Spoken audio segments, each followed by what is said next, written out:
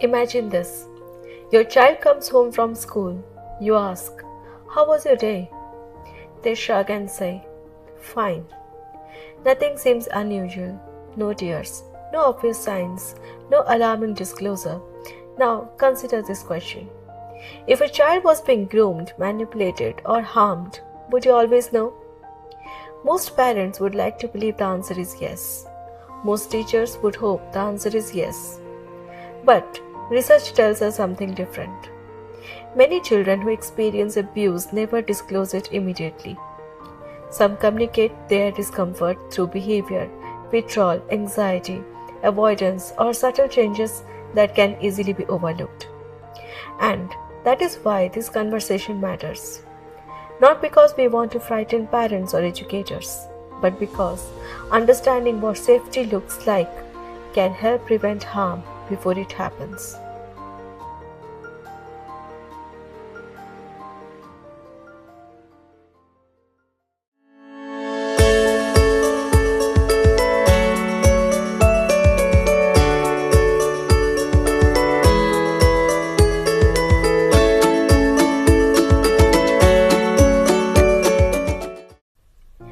Child abuse is not a problem that affects only certain communities, cultures, or countries. It is a global issue affecting children of all ages. According to UNICEF, around 90 million children alive today have experienced sexual violence. Global research shows that hundreds of millions of people experienced sexual violence during childhood. These numbers are confronting, but they also remind us why every parent, educator, and community member has a role in protecting children. And abuse is not limited to sexual violence. UNICEF estimates that 1.6 billion children, about two-thirds of children globally, experience violent discipline at home. Violence against children can take many forms, including physical punishment, emotional aggression, neglect, sexual abuse, exploitation, and online harm. As children's access to technology continues to grow, concerns about online grooming and exploitation are also increasing worldwide. These numbers are important. They help us understand the scale of the problem. But statistics don't protect children. Adults do.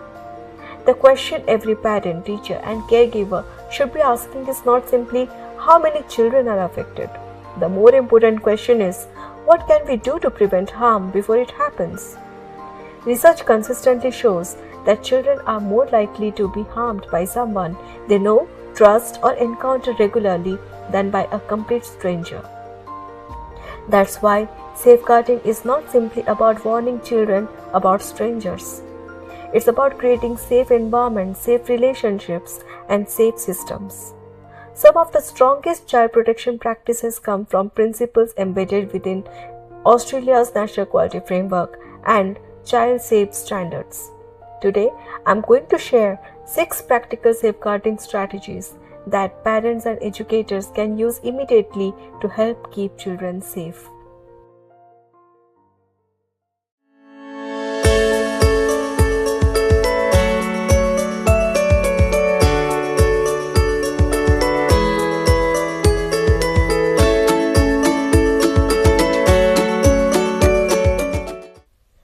Many people imagine child abuse as something committed by strangers. In reality, children are more often harmed by people they already know. Sometimes that person appears helpful, trustworthy, friendly, respected. This is why safeguarding is not about teaching children to fear everyone. It is about creating environments where inappropriate behavior is difficult to hide. The focus should not be who can we trust. The focus should be, do we have systems that protect children regardless of who is involved? That is one of the core ideas behind the National Quality Framework. Safety should never depend on luck.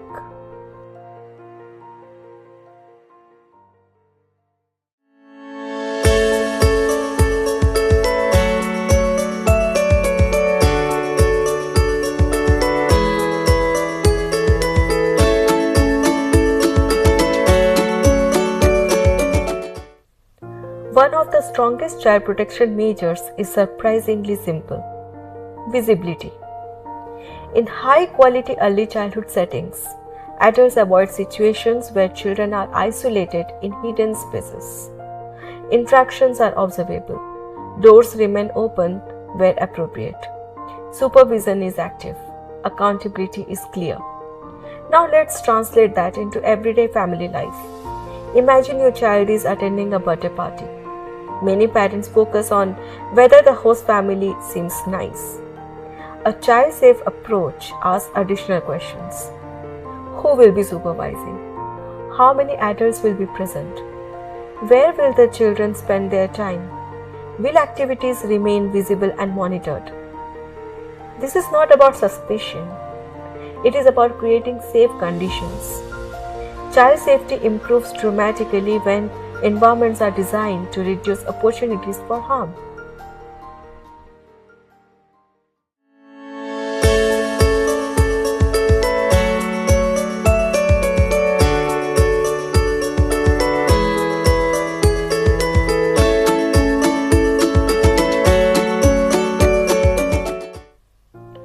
One of the biggest misconceptions about child protection is believing children will always tell us directly if something is wrong.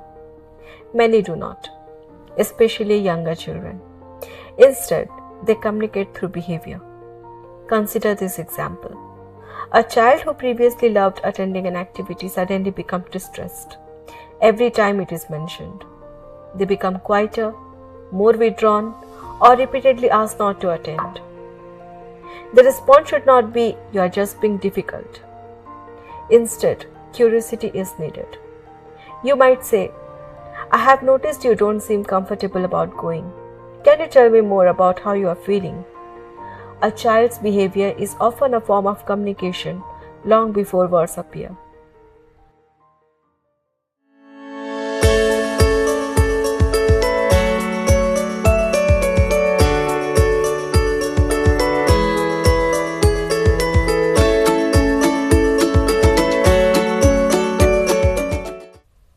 For toddlers and young children, safety conversations do not need to be frightening. They can be simple and woven into everyday life. Children can learn, "My body belongs to me." I can say no to unwanted touch.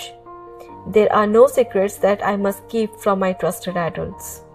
If something makes me uncomfortable, I can tell someone I trust. Notice something important. These lessons are not about making children responsible for protecting themselves.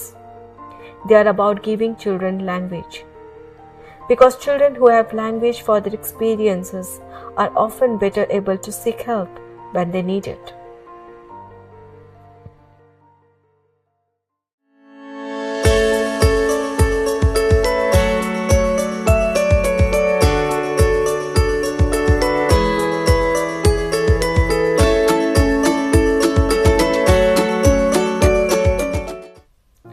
One of the most practical safeguards for school-aged children is ensuring they have multiple trusted adults. Ask your child, "If you needed help and could not talk to me, who else could you talk to?" Together create a list, perhaps a teacher, a grandparent, an aunt or uncle, a school counselor, another trusted family friend. Children should never feel that only one person can help them. The stronger the network, the stronger the protection.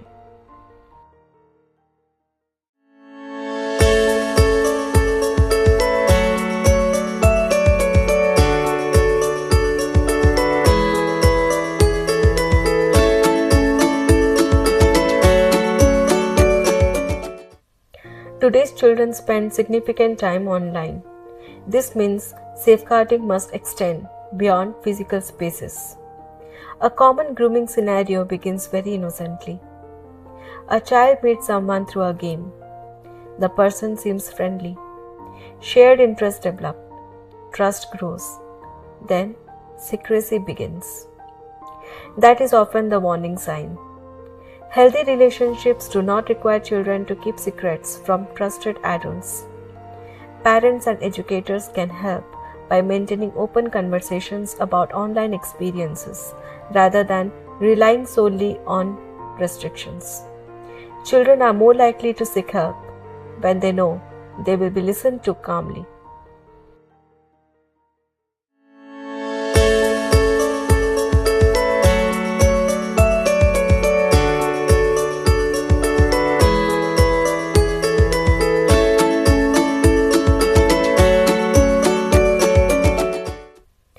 This may be the most important strategy of all. If a child shares something concerning, pause, listen, stay calm. Many adults instinctively ask, "Are you sure? Did that really happen? What exactly do you mean?" Instead, begin with, "Thank you for telling me. I'm glad you told me. You have done the right thing." Those words can determine whether a child continues talking or shuts down completely.